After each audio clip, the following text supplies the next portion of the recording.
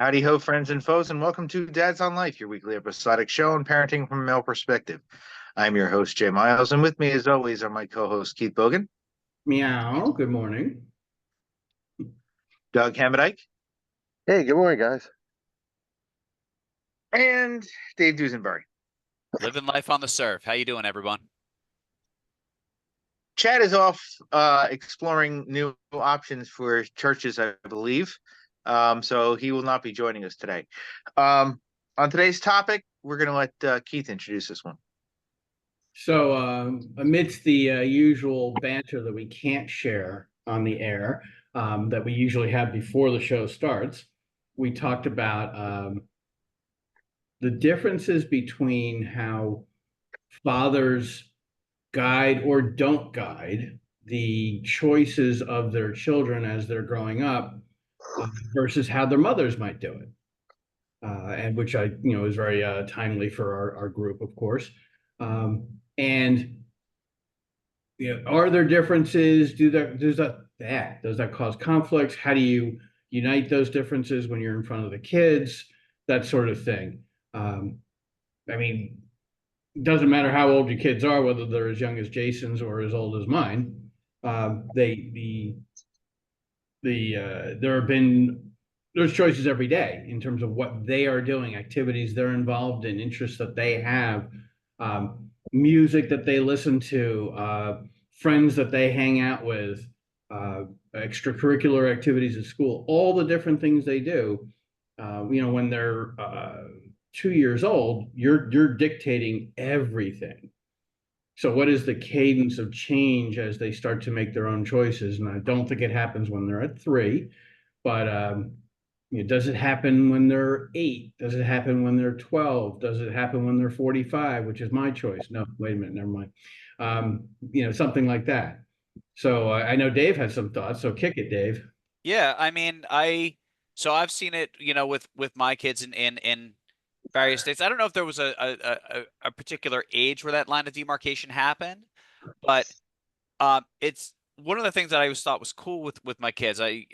For those that don't regularly follow the show, I'm a huge psychology and human behavior fan, right? I love like the study of just like what makes people who and what they are, and one of the coolest parts about being a parent in the time that I've done it is having the opportunity to almost have a very active role in the formation and shaping of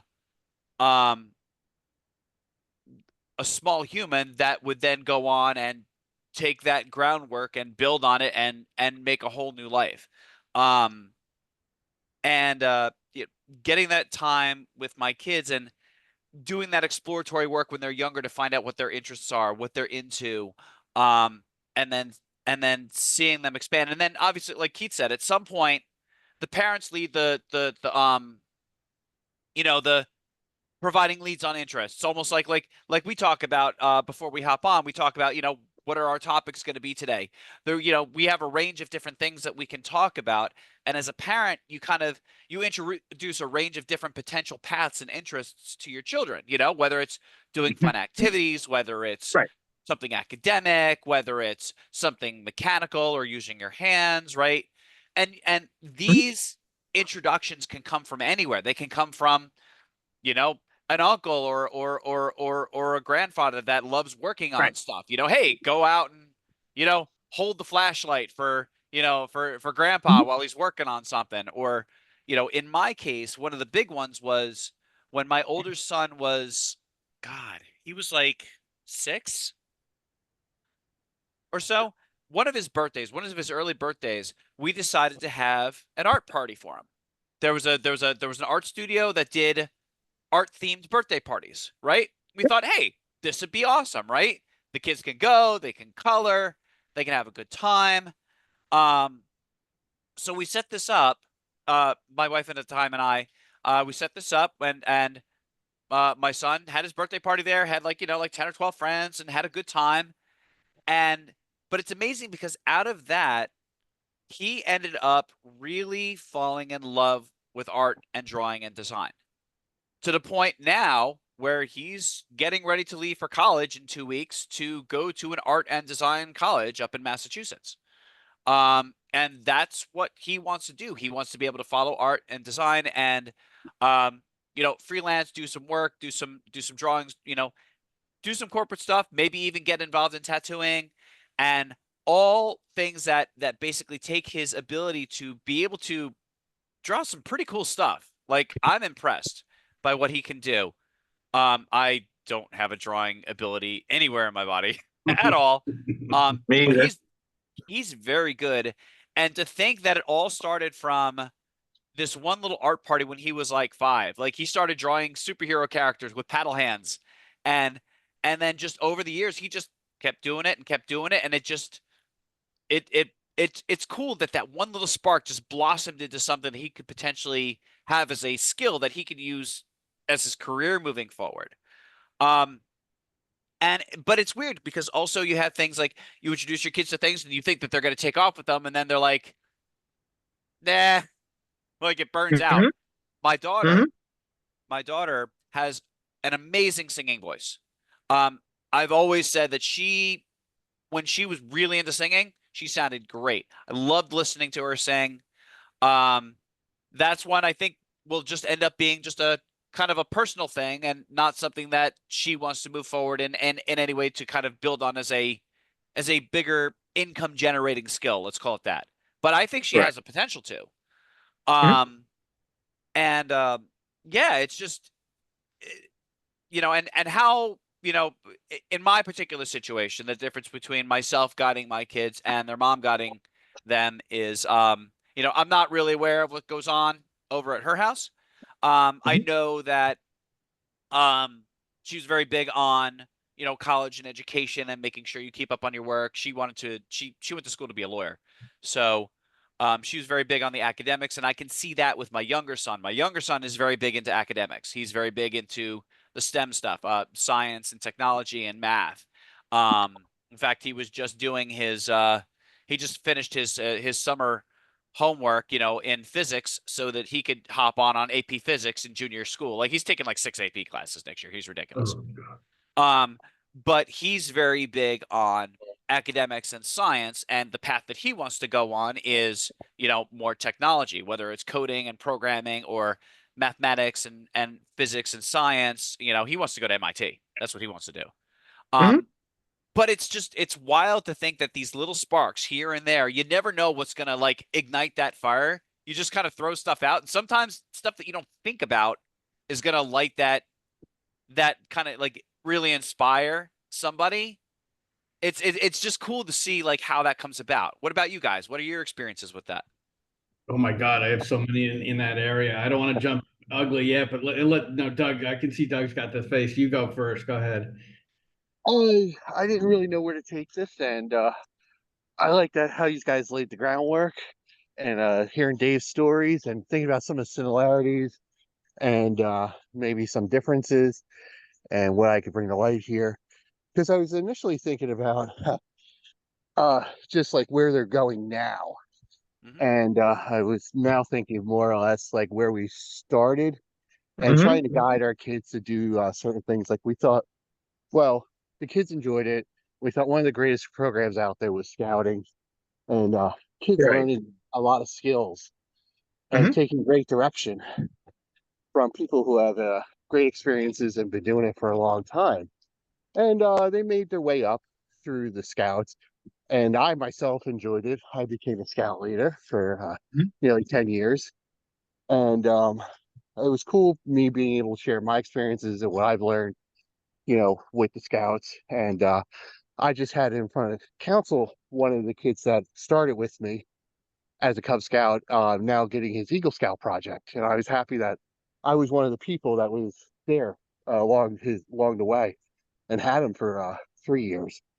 You know, so I Hmm. was like one of those proud dad moments when he came in front of us to explain his Eagle Scout project that he'll be doing for the town. That's so cool. And Nice. my boys, after a while got in, was loved it and all, and then they start to fall out of it. And I was like, hey, Mhm. wait a minute, guys, I'm over here, Mr. Scoutmaster, like, But when we finally decided it was done and moved on, and that's one of those things where it's like my my passion then wasn't theirs anymore. Yep. Right. So it was that, and then it's like sometimes you try to involve your kids in things, and I love. Well, you guys know that I love movies, watch a lot of movies, tons of stuff, and my kids just aren't into it. And it's like one of those things where a big dad moment is when your kids don't like Star Wars or something. And you're like, what do you mean? Like, Yeah. how do you not like this? Yeah. When you've seen every Indiana Jones series, Mhm. and they just don't pick up on it. I guess it's a Yeah. different Yep. age and stuff. But with the stuff, when it comes to music, like me and Colin have our thing with the music, and Mhm. both listening to it. We love record shopping, and him with his with band and all, trying to influence him to, like we were talking just before the show came on about marching band, and trying to push him to maybe shed some of the shyness and get out there and try something else. I mean, he does do concert band and jazz band, but just being part of a group, a wider group, would be awesome for him. But when it comes to like education, all Heather does a lot of that. My wife, Mhm. and right now she's in her element with Brendan, getting ready to like check out schools and where's his possibilities of going, and also his like difficulties right now with being overwhelmed with so many choices, and what was right Mhm. for me and my future, and everything depends on my future. And him going to a private school is a very is a there's like the people going to this one in particular are all vying for like the same like scholarships, the same schools, and also it's very competitive and it's very stressful for him right now. And I think it's like one of those things that her motherly nature, let's say, intuition is very keen on some of the stuff that I don't notice that he's like, going through right now. Like, I'm just like, oh, that's great, great grades, and it's awesome that you have this path already in your head that this is where you want to go. But the stuff with the stress and noticing that stuff, I'm not so good with, but she's right in there with that. And Mm. so that is also a plus to our Yeah. dynamic as a family. Yeah. That's cool. That it, you Yeah. just sort of Um, inspired a question in me that I was thinking about, and that here's a question we will never be able to answer, and you'll know why. When you kind of make a choice for your little kid, and then later on, like Doug was pointing at, they just weren't interested, and you're thinking to yourself, why is that? Why didn't they like? In my case, the thought that came to my mind was Star Trek. Why didn't they follow me? But what's going through the mind of their mother at the same time? What, and not, for something that they think that the kids should do, but they're not interested in. Of course, we'll never be able to understand the workings of the mother's mind for sure. But it's interesting how we would differ in our responses. When Justin, for instance, was in fourth grade, we put him. He had no idea what he was doing. We did this for him. We put him in a spelling bee at the suggestion of his teacher, Yeah. and he wound up finishing second in the district for the fourth grade level. And we were like, I actually looked at my wife at the time and I said, put that on his resume. And she's like, you're an asshole, whatever. But both of us are like, okay, what can you do with that? Where can you build from that? He never built anything from that. I mean, it was a good foundation piece for academic performance, but Mhm. I would be thinking like, yeah, he didn't go into the contest as a fifth grader. I wonder why that is. I wonder what Yeah. she was thinking. Yeah. There's a whole bunch of things throughout the time. Justin really modeled my interest in baseball, so he was a very avid player, and he became fairly good. He made it to the varsity baseball team in high school, but he just didn't have the skill to go beyond that. Nor did he have the politics to play with the other kids on the team, and there was a clear favoritism. The coach had a couple of favorites, and those kids had friends that had to be on the team anyway. So I would learn in later years that Justin would somewhat resent me in a way because I wasn't in the financial position to send him for specialized coaching and training. He wanted to play baseball in college. He wanted to be all that, but we just, unless you spend a lot of money and you know, basically you're rich and you get all that private coaching, it doesn't happen. Mhm. You know, at his level at least. I mean, he had Yeah. some good skills, but he didn't know what to do with them, and we didn't have the way to teach him. Right. But you know, when he was young, we involved both of them when they were young. We involved both of them in a whole bunch of different things. Jeremy got into robotics, and he flew in that. He was having a field day in high school. He was the head of the strategy committee. He absolutely loved all that stuff, and then he dropped it after high school. And we're like, we thought you were going to go to college and be big in that. Nope. Nope. Nope. Nope. But that little thing that they both did in fourth grade, that little thing that neither one of us paid attention to, but I will give credit to their mother for giving the okay, because somebody had to sign off and say, you know, give written permission, but she didn't know much about it either. They both, Justin in fourth grade said, I think I'm going to try playing a trumpet. I didn't even know it was happening, and she barely signed the permission slip, and that was the life-changing moment of everything. Mm-hmm. And then 3 years later, Jeremy would, in fourth grade, say, my brother's doing that, I'm going to do it too. And, you know, that pattern followed through all, you know, he followed his brother in a lot of stuff, and continues to do so.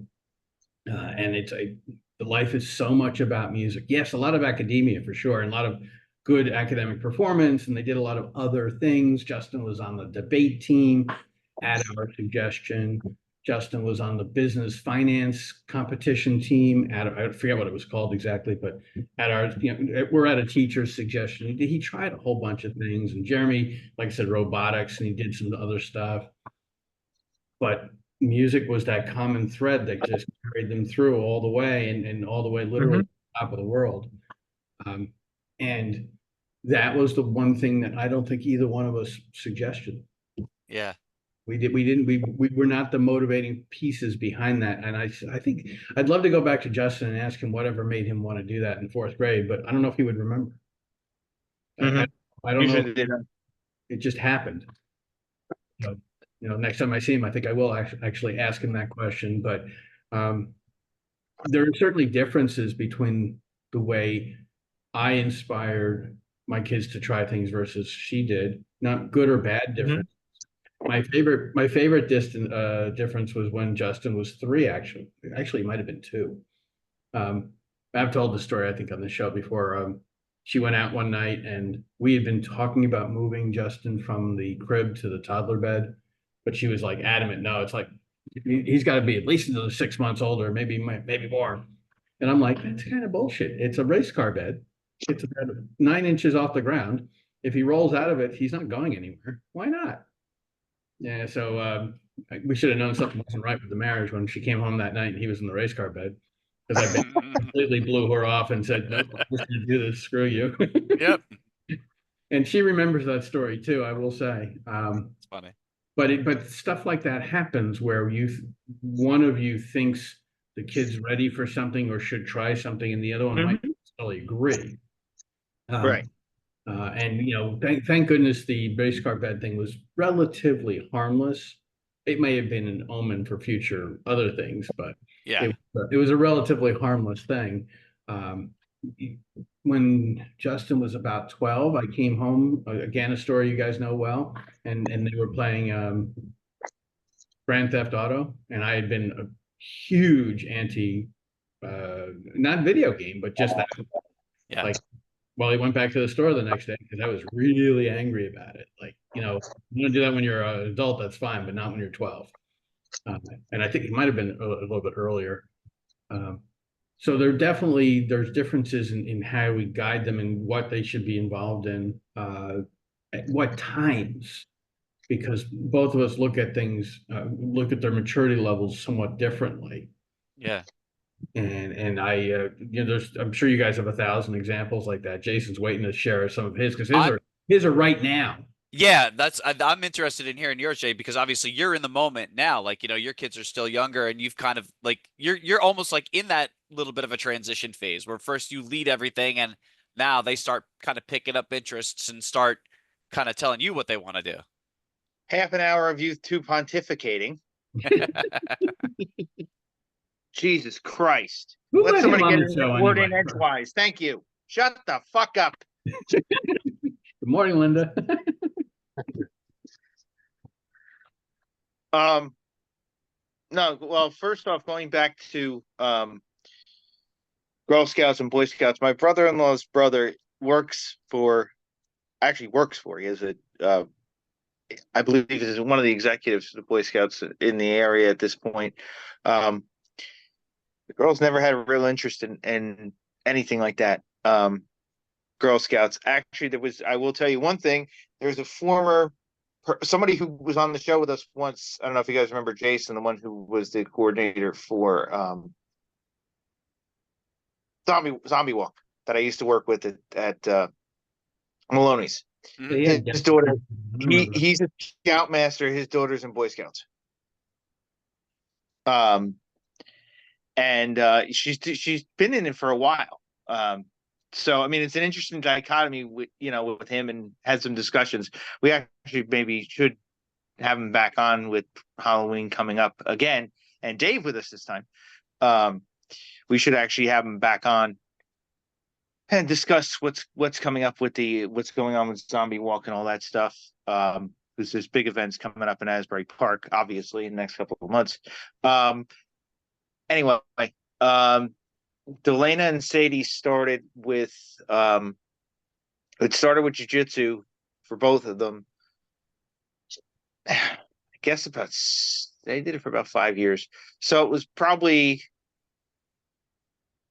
2018, 17, 18, where they started with jiu-jitsu, which I had won at a Tricky Tray, the 1 month membership, and stuck.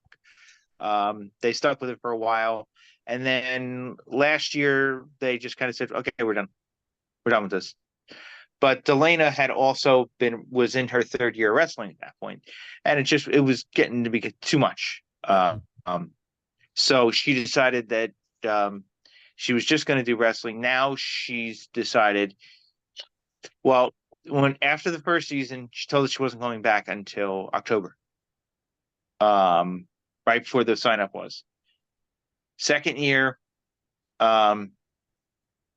was similar. She wasn't going back. She wasn't going back. Again, we're hearing it.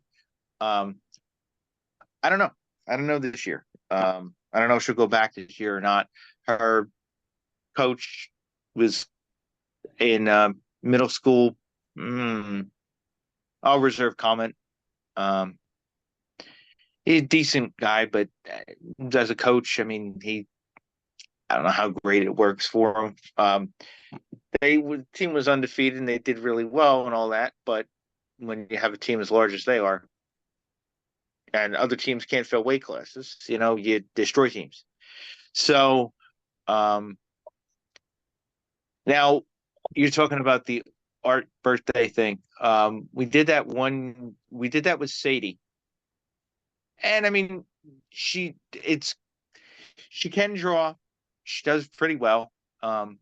I don't know how much of a thing it is for her, but one thing we did for both of them, it's just because it was, local and convenient and not expensive, was we did a cooking thing with in Marlboro. They have a cooking class, a kids cooking school, where they do classes and things like that.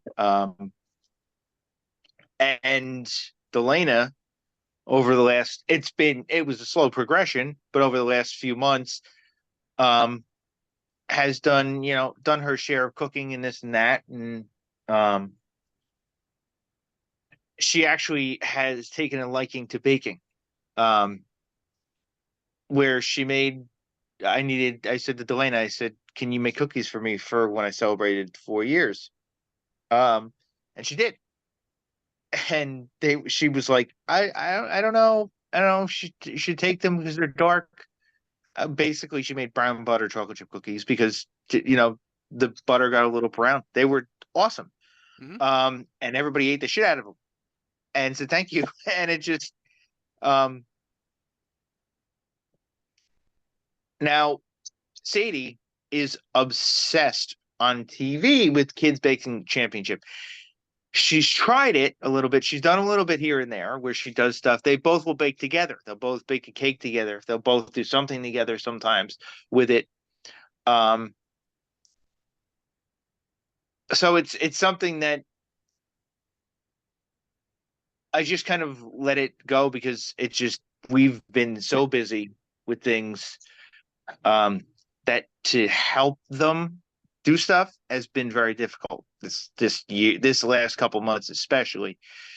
Um, but I mean, speaking from experience, we're actually going. I'm taking Delana to meet her friend at the mall later today from camp, and it's kind of brought thoughts back of where I was at this point. Oh, a little later than this. I had dealt with a lot of shit in eighth and ninth grade. She'll be in eighth grade, starting eighth grade in September. And I know what I went through, and I know where I was to eighth and ninth grade, and it wasn't easy. It wasn't good. Um, I kind of wore the Scarlet R for a little while Mhm. during ninth grade, not because of anything that I even did. Come to find out, years later, the truth that there was other things going on in that person's house that she wasn't talking about. Um, so I carried, like I said, I carried the Scarlet R because of rumors and beliefs and thoughts of things that were going on that were never happening. But in 10th grade, I had gone, I was in choir sixth, seventh, and eighth grade. Sixth and seventh grade, really. I didn't do much of it eighth grade. Um, I went back into choir in 10th grade. And a lot changed after that. Some of my best friends are still got the guys and girls that I was in choir with. In fact, my brother-in-law, my wife's brother, one of his best friends is somebody that I was in choir with, who I'm still good friends with. Shane, her name is. And when my mother-in-law works at the camp that the girls go to, and for 3 weeks she's not there, so I have to go pick them up. So I get to get to talk to Shana a little bit and see her. I usually don't see her much at all, if at all. Even though she works in Sadie's school, I see her in passing usually. So this woman has been in the girl's life the entire time along the way as well, because she's taught at the school that they both went to, the elementary school they both went to all along, plus be working in the camp. So she's in their lives. She always has been. But besides from being one of my brother-in-law's best friends. It's Delana who's behind me just went, oh, because she knows exactly what I'm talking about. I don't even have to say the name. She knows what I'm talking about. Come on, Delaney, come on the show, say hi. No, don't think that's happening. It's not gonna happen. All you have to do is move the camera. No, nope. Nope. She just grabbed some, I don't know what the hell she grabbed, Oreos probably. But yeah, like I said, I mean, so one of my very best friends is somebody that I met in choir. Now, I'll tell a little side story of how we became friends. We were dating the same girl at the same time Mm-hmm. and didn't That'll know do it it. and didn't like each other. And then we were in a play together, the musical, my senior year. And second day of practice, he just saunters over and sits down. And that was almost 30 years ago, 27 years ago. We've had our falling outs, we've had our differences, but he's one of my closest friends. He's Sadie's godfather. And I actually just had to go to his house yesterday because I left my sunglasses at his house over a year ago and finally had a chance to get over to his house to go get them yesterday. So like I said, I mean, we had one of the things we have in common. We've been to a lot of wrestling shows together, especially since the girls were born. We've been to a lot of wrestling shows together. It's one of our things. Now, Delana, not that I'm going to nurture this, got into pro wrestling. Mm-hmm. Watching it, she enjoys it. And then despite railing against it, not liking it, the last 6-8 months, actually, the last like 8 months, I took them to SmackDown in June. I took both girls to SmackDown in June. Now, Sadie's got that bug. She actually has a wrestler that she likes who won the title at WrestleMania and that, lost it. And Sadie went fucking berserk. Like a true wrestling fan. I watch it. I'm watching it happen. I'm going, oh shit, she's hooked. Yep. I was going to ask you a question about that, Jason. Obviously, the girls have a thing for wrestling, and in school, but also watching the WWF and that stuff that you watch. Do you feel that you introduced them to professional wrestling, or they simply watched you watch it and followed you? That's a great question. I think I introduced them to it and then the evolution was slow with both of them. It wasn't,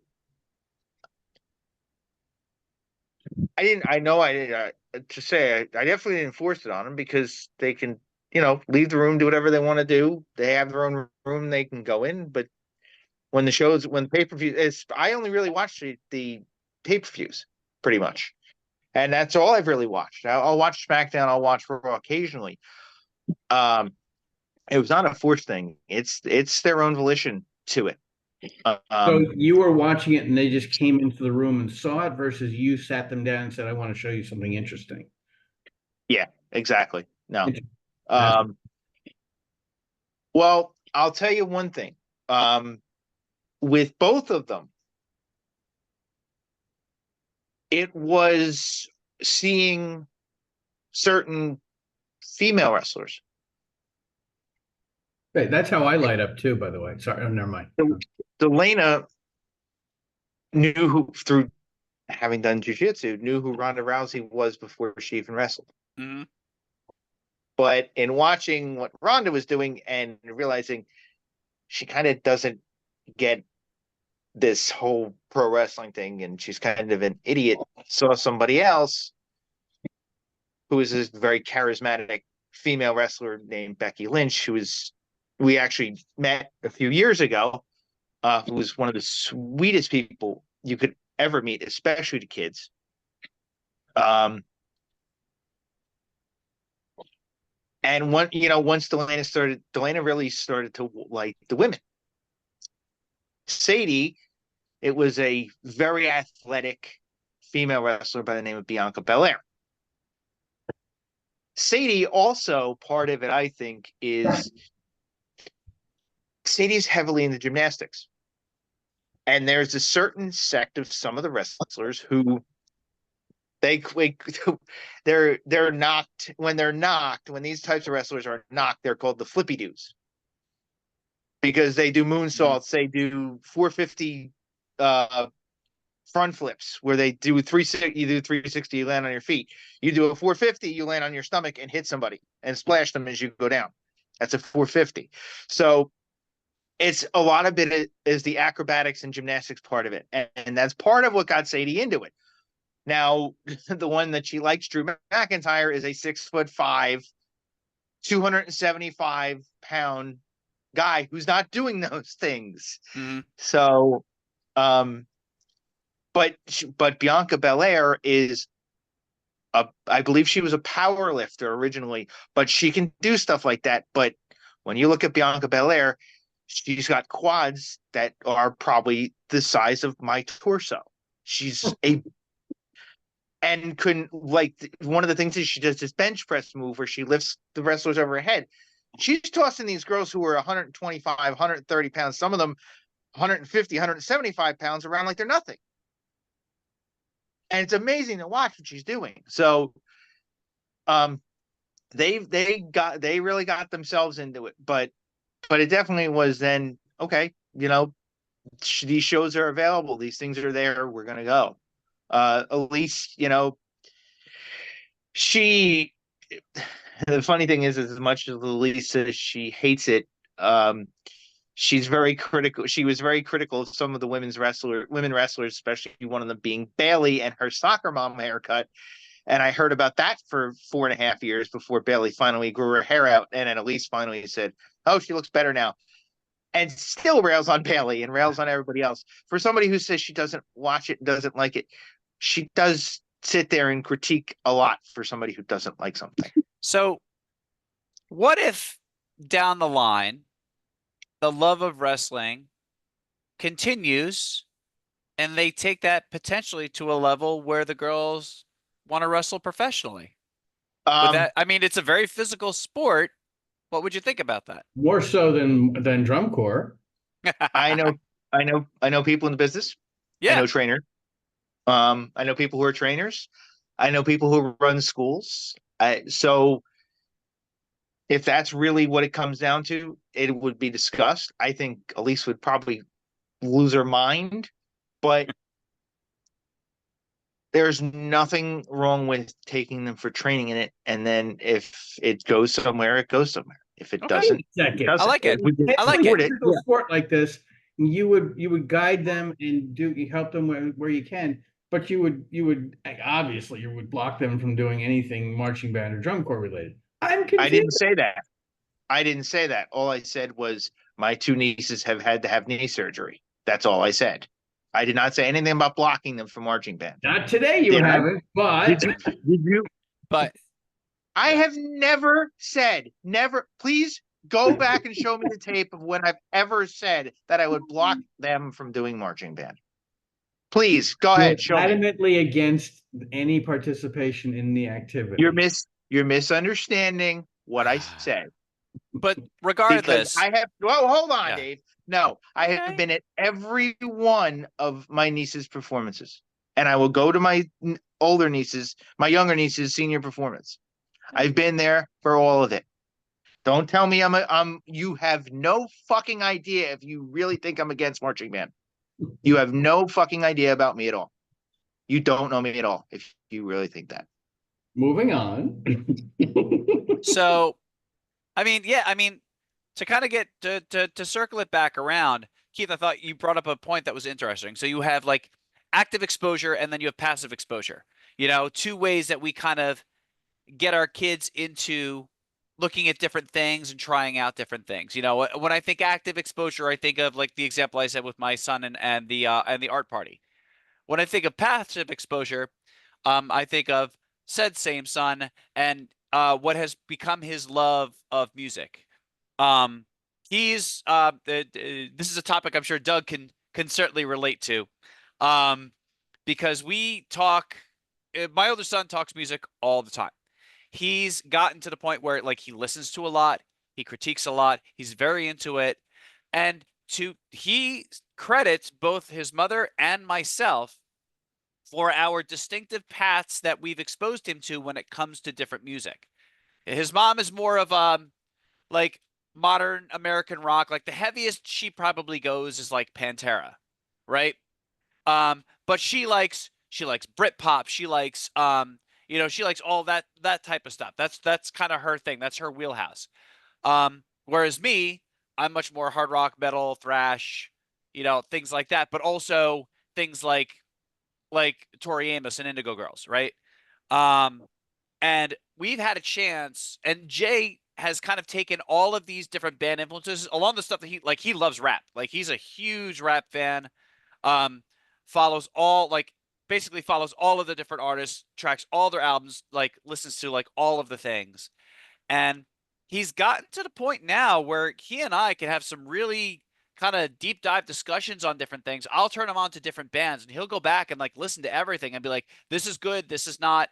And it's funny because from that passive exposure of us, of his mom and I kind of listening to the music that we listened to, he took that in and found different avenues and paths that he liked for Mhm. music, embraced our stuff, and then built on it on his own. Right. And it's funny because the one thing I've wanted, he's wanted to like produce music and like kind of mess around on that side of it. He plays a little bit of piano. I have been wanting to show him how to play bass for like a while because I'm like, if you are really into music, I think you could take a bass. You have a decent feeling for rhythm. All you need is a decent feeling for rhythm and be able to hold down one string at a time, and you could play bass. Like it's not rocket science. And it's funny. I've been trying for a couple of years now to try to get him to develop the bug for him to pick up an instrument and play, and it just hasn't worked out. He's he's in the Yeah. Britpop, and he's not into John Taylor. He not to say that he's not into John Taylor. He probably does. I mean, I don't know. I probably know maybe a tenth of the bands that he listens to. Like Well, his, Duran Duran. John yeah, Taylor's Duran Duran, yeah, and you his, know his that rhythm section. The rhythm yeah, section's fantastic. his interests are all over the map, and I love it. I think it's the best thing ever because, like Doug mentioned earlier, with you know how they like to go record shopping. Jay loves going record shopping. Mhm. When we were up in Massachusetts a couple of weeks ago for his orientation stuff, I actually found there's a Big Dig record shop like a few blocks down from where the main campus is in Leslie. I was just like walking around Cambridge just to see what was there, and I saw this place and I'm like took a picture of it, sent it to him. I'm like, just so you know, this is like 3 blocks away from campus. You need to come here. Oh, Well, hold on, Delina, Doug, you're on mute, dude. You're Doug, still unmute yourself. He's working on it. Yeah, similar to what you were saying. I did the same thing in Ohio. I found record stores, and me and Colin did record stores when we were out vacationing. But what I did with Colin, where I've like taught him a little bit more, I've taken me and Heather and found like I think the folder now has like 1,200 songs, videos on YouTube. And on Hmm. Saturday nights from around 10 till about 2 in the morning, me and Colin go through each song one by one. And I try to explain to him who the singers were, who was in the band, why the song might be important, different like jazz songs and different hardcore bands and all, and Mhm. just my musical knowledge of why that band was important, who Mhm. produced it, what different breakdowns there are in the song. This is where it slows down, speeds up. This is why, and stuff. Different song progressions and all. And it's really cool to sit there and talk to him and also get his input on like what I found and picked for him to hear that week. And all throughout the week, whenever I hear new music, because I listen to tons of new music like all the time. Right. I'm sure all of you do. This Yeah. isn't new. Mhm. And I have my own folder for him. And I just pop the songs into his folder on Spotify, and he goes through them every once in a while, like to see what I am recommending for him. But Mhm. this year with Lollapalooza being on Hulu, we actually got to sit down and see some of the bands that he likes that were playing Lollapalooza this year. Right. Live. We sat down and watched full concerts, and you Mhm. know, and it's really cool. And just the idea of also with him seeing the difference of uh, this is more of a musical thing, just the idea of sitting down and listening to a full album, because we listen to everything on vinyl mostly here, Right. Mhm. versus today's world of one-off wonders and Yep. one-off songs where Now most that's people you know only enjoy the single. Yeah. Now it's fun. It's funny you say that. There's a couple of them recently that it seems like they're going in the opposite direction. That it's becoming about the full album now, but it is because the singles have gotten so hot. Like Noah Khan. Um, it's happened with Maggie Rogers. It's happened with Nathaniel Rateliff. It's happened with now seems to be happening with Kyola, Mhm. who is a singer from Philadelphia, who put out a really scorching album this year.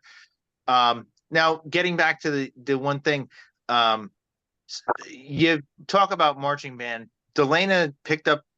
She played violin for a couple of years, and after last year, she played for what 3 years, I think. Last year, she did the concert, and that was it. It just she was done. And she wasn't practicing, and just she was interested. She was pretty good at it, but it was a thing. Mhm. She tried it. She thought it was cool and all, and then it became to where she just was like, okay, I've done enough of this. I want to do something else. Yep, that's fair. And that's what'd you say? Oh, she's talking to the dog. Live input. Look at that. You knew she played violin. I told you she played No, violin. I love the fact that she's giving you feedback on the show. She's talking to the dog. She wasn't talking to me. Don't call yourself a dog. That's not nice. Who was sleeping. I don't know why she just put him back in our room, but oh no, he's down on the floor. But yeah, I was Okay, gonna say, Dave. yeah, I was gonna say, just for, all of our guys, and ladies and people watching out there, one thing I'll say is, they say when their babies, kids are like sponges. I don't know if that sponge effect really goes away for a while. You never know at some point in a child's life, whether it's active or passive, you could do something with them, and then all of a sudden, boom, like this whole other Right. world opens up for them. I've shared this story before, about my older son, liking music, and we were going to a diner one day, and just have some breakfast, whatnot, and we were talking about music, and I was talking about music that had just like, we were talking about the groove, right? Like songs that have just a killer groove that you lock into, that you just can't escape, right? You get it, like as soon as the song starts playing, you just immediately start moving to it. And Mhm. the example I used for him was Psychosocial from Slipknot. Right. That song has a groove to it that when I love it. I absolutely love it. And he hadn't been familiar with the song at the time. This is a few years ago. And so we got in the car, and I played it for him. And, at loud volume, as is required with Slipknot. And that was really his first exposure with Slipknot. And I would say within 2 months, he had listened to just about everything that they recorded, knew all the backstory of everybody in the band. Like, that set him on a journey and we got a chance to finally go see Slipknot together a couple of years ago in 2019. And he just saw Slipknot recently, last week. Yeah, last week on their most recent tour. And Mhm. like just that one little conversation in a diner opened his world to like a whole new different type of music and other bands like them, just from like a passing conversation. And as I said, he was like, I think he was Jay was like 15 or 14, or I don't know, something like that at the time. And it's just I love that about being a parent and about having kids. There's a lot of frustration with it, but that having that chance to kind of say that one thing and just open their world in a completely new way, I never get tired of that. I think it's so cool. Just to add to What is he? Okay. Huh. Oh, Go ahead, Doug. I was just Go gonna ahead. say, yeah, I was at the same concert, and it was just interesting because with all the music I enjoy, I've not really gotten into Slipknot and all, but it was interesting to see my son in his own element at that show. mm-hmm. That he was enjoying himself. And at one point, he's like, "I'm gonna go over there. There's a pit opening." I was like, "All right, go have fun. I'm gonna stand Yep. here." Love it. Yep. Like, Love so it. anyway, yeah. Go ahead, Jay. The last pit I was in, I was still in my I guess I was in my late 30s. So yeah, it was Slayer. So yeah, Yep. I know that one. I'll put this out there for the two of you. What do the kids think of Vended? Jay likes them. I dig them. I think they're pretty cool. I like the project. You know, obviously seeing the kids kind of taking the reins and kind of making their own music in the you know in the shadow of their dads. I think that's really cool. I've heard a few tracks. Um, Jay and I have listened to a couple of tracks together of them. I need to listen to Mhm. like a full piece of music from them. But what I've Right. heard, I've liked. Corey Taylor's son is clone of his father. Yeah. Not quite vocally, but he's almost a clone of his father. So Yeah.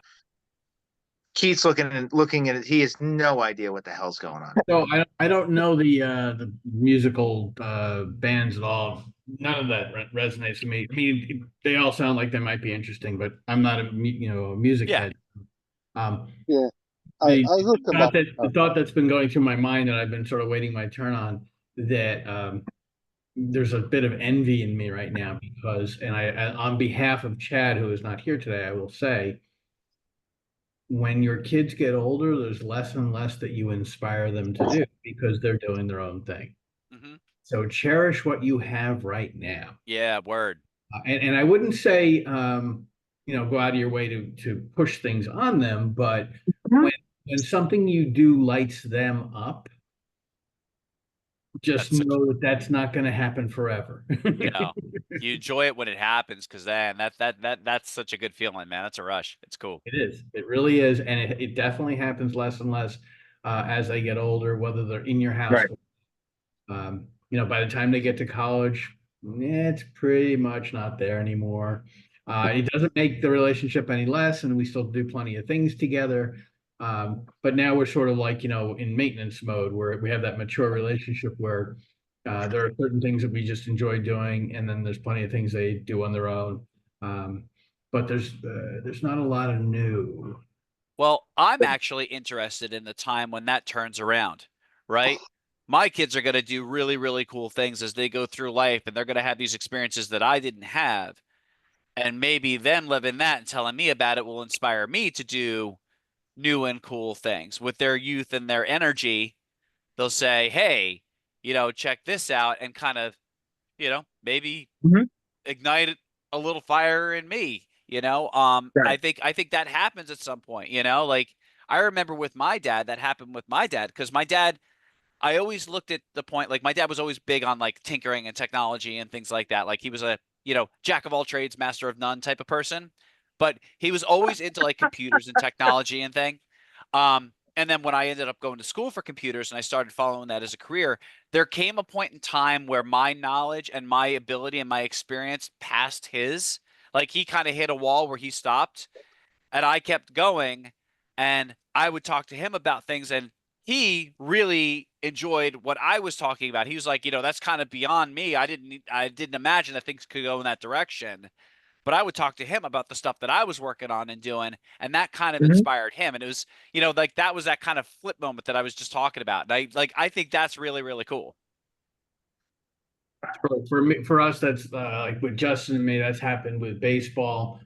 With both of the boys, that's happened obviously in music. Of course, they passed me the moment they touched a trumpet. It didn't really matter. Yep. But I think they do revel in the fact that they know more about these topics than I do.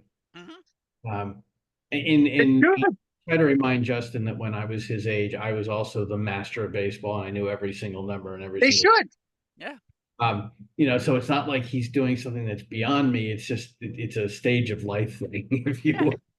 Now I'll tell you, there's something interesting going on with what our kids can see happening with the game of baseball right now if they pay attention to it, and it's going to be something that will end up being pretty epic in the end. I don't know how big it's going to be, but now with the apparent downfall of a guy like Mike Trout, whose career has taken a turn south because of his injuries and that. There's two stories if you're baseball fans now that are going to be these astronomical things. One of them is Ohtani, obviously, if you know anything about baseball. The other one is going to be, especially in our area, is how good Aaron Judge really ends up being.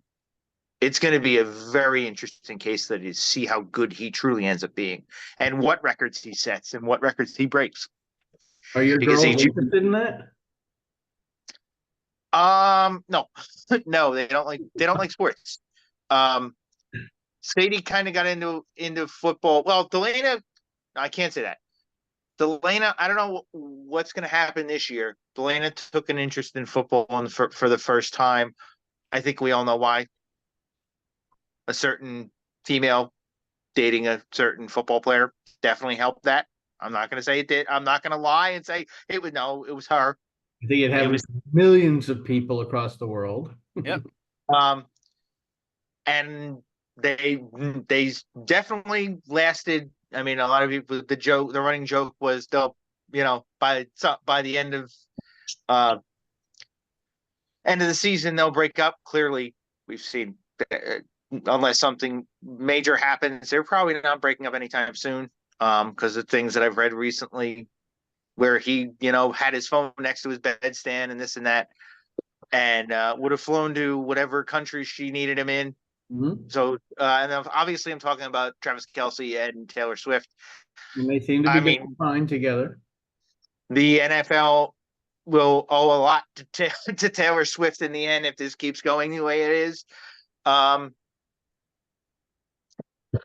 They've wanted female interest in the game. They're getting, but now you've got a lot of females that are breaking away from that too. Of, oh, this is over here and this player's doing this. It's helping a little bit that it's going to help them a little bit with Simone Biles as well. That's going to definitely have an impact on the season, I think, if her husband actually gets his act together and continues to play somewhat. Because right now he's playing like crap. But I'm sorry, remind me, who is she married to? she's married to. He was on the Packers. I forgot what his name is.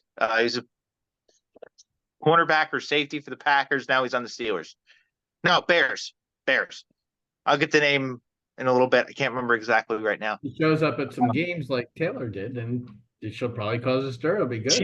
She was at they didn't make a story of it. She was at the Packers games. Several of them. How come they didn't make a story out of that? Doesn't make any sense. They did towards the end of the season because they were trying to get promotions going for the Summer Olympics upcoming. Yeah, I missed it entirely. NBC did it. NBC did it towards the end of the season. The last game the Packers were on, it was a huge story, and it was because they were on NBC, and it was because she was going to be in the Olympics. Okay. Well, anyway. But Simone's not getting the press. Even still, Simone's not getting the press that Taylor Swift is. No, not even close. Like I said, I'm a pretty big sports fan. I didn't hear about it at all. So anyway, we digress. We're coming off of the topic.